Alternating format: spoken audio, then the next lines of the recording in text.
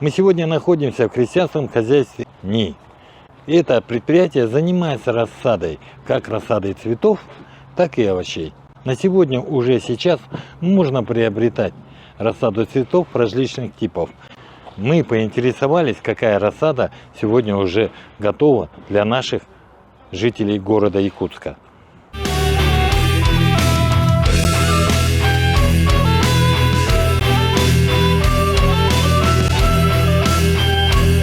Я так понимаю, петуния это самая... Ну, петуния, во-первых, за ней самый легкий уход, то есть она и украшает, очень хорошо разрастается, и цвета у нее более такие обильные, красочные, поэтому ее очень многие любят, то есть непривередливые.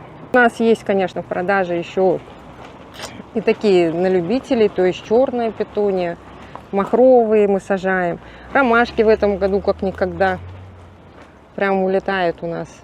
Она прям как хризантема. Это и есть хризантема на самом деле. Вот.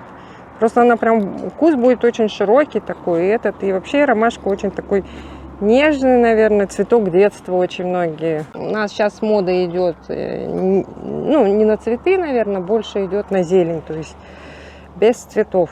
Ну, вот сейчас у нас идет мода на колиусы, то есть, я говорю, это все кусты, пожалуйста. В основном все низкорослые. 15-20, то есть он своим красочным листьями разбавляется, допустим, на цинерарию тоже, это серебристая цинерария. Кажется, вот так вот будет вообще отлично смотреться. Между этими кустами будет что-то такое нежное, гипсофилка. Ждем вас на Намском тракте, 13 километр. Вот. Всегда будем рады.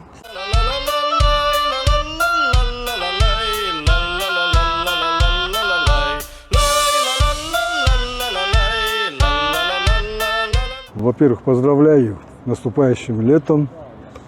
Хочу всех было здоровья и счастья.